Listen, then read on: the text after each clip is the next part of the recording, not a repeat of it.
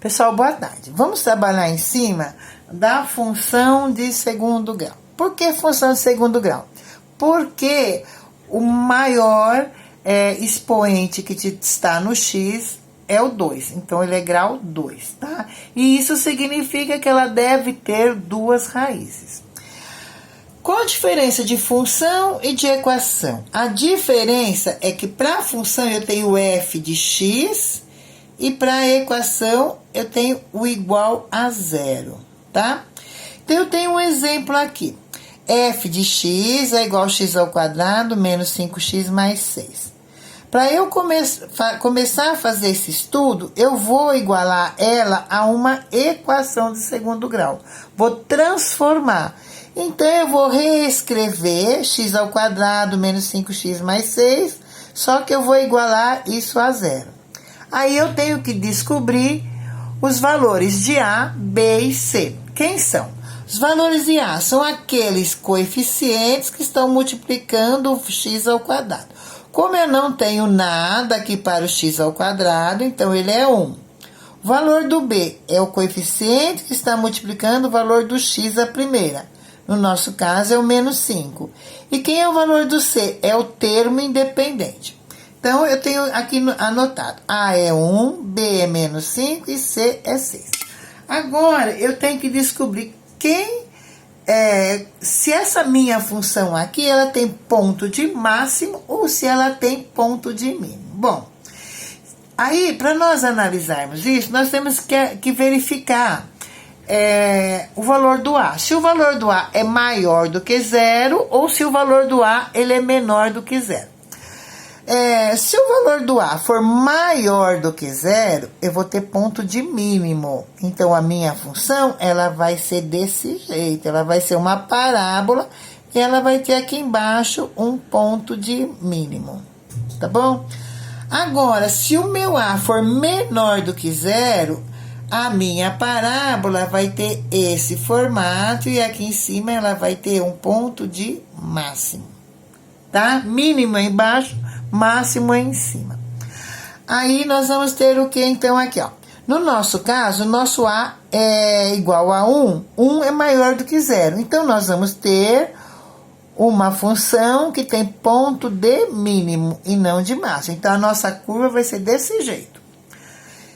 Essa função tem quantas raízes? Então, nós vamos analisar pelo valor do delta. Vamos calcular o delta e tentar descobrir isso. Se o delta for menor do que zero, nós vamos dizer que não existe raízes reais. Ela existe raízes, sim, lá nos complexos. Mas no campo dos reais não existe.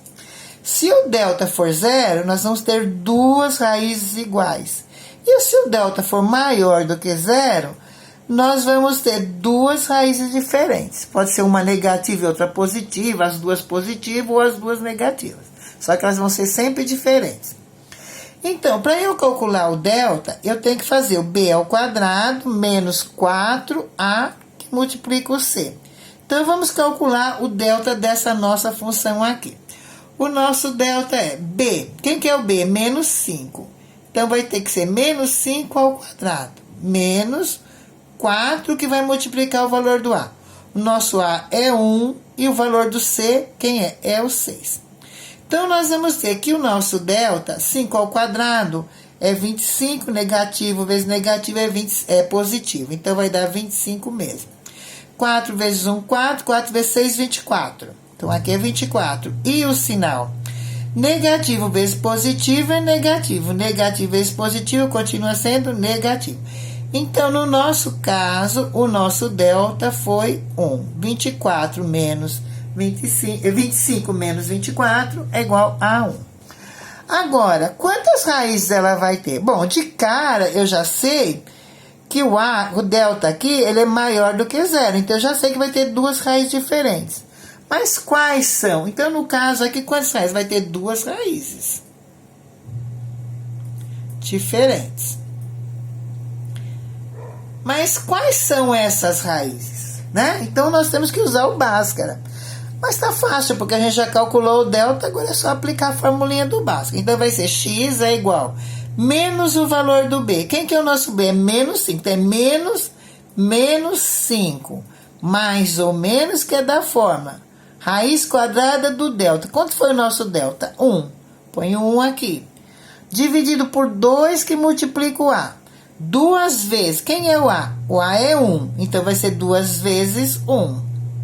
Então, nós vamos ter aqui x é igual menos com menos dá mais, deu 5, mais ou menos. Raiz quadrada de 1, quanto que é? É 1. Que número eu multipliquei por ele mesmo deu 1? Foi o 1. 2 vezes 1, 2. Então, aqui, ó, eu vou ter duas raízes. Vou ter a primeira raiz e a segunda raiz. A primeira raiz eu vou calcular com este sinal positivo. E a segunda eu vou calcular com o sinal negativo. Então, a primeira vai ser 5 mais 1 dividido por 2. 5 mais 1 é 6, dividido por 2. Logo, a primeira raiz vai ser o 3. A segunda raiz, nós vamos calcular com esse menos aqui. Certo? Então, vai ser 5 menos 1 dividido por 2. Então, 4 dividido por 2 vai ser 2. Então, eu já sei que as minhas duas raízes, uma é o 2 e a outra é o 3, tá? Agora, uma outra coisa que nós vamos saber também. Quais são as coordenadas do vértice? Para a gente calcular as coordenadas do vértice, coordenadas, quer dizer, o valor do x do vértice e o y do vértice. Para eu calcular o x do vértice, eu vou fazer menos b dividido por 2, que multiplica o a. Aqui é multiplica. Então, vamos lá. O x do vértice, menos b. Quem é o b?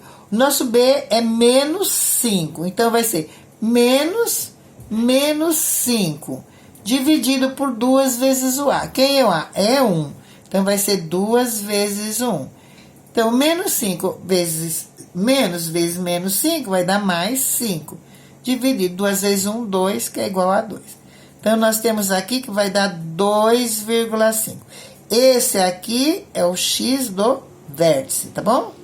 Agora, vamos fazer para o y do vértice. É menos o delta. Quanto que foi o delta que nós calculamos? O delta foi 1, né? Então, eu tenho aqui, ó, menos 1 dividido por 4, que multiplica o a. Quem que é o a? O a é 1, então vai ser 4 vezes 1. Então, eu tenho menos 1 quarto, certo? Menos 1 quarto é a mesma coisa que 0,25, não é isso? Então, ele vai ser um número negativo aqui, ó, menos... Peraí, vou tirar daqui.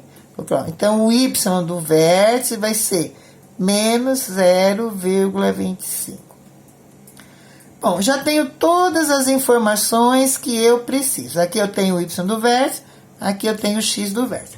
Então, agora nós vamos esboçar o gráfico. Esboçar o gráfico significa fazer um rascunho do gráfico, tá? Então, primeiro, onde eu vou pôr as raízes? As raízes, elas vão ficar em cima do eixo do x. Uma raiz que eu tinha lá era o 2 e a outra era o 3. Então, era 2 e 3 eram raízes.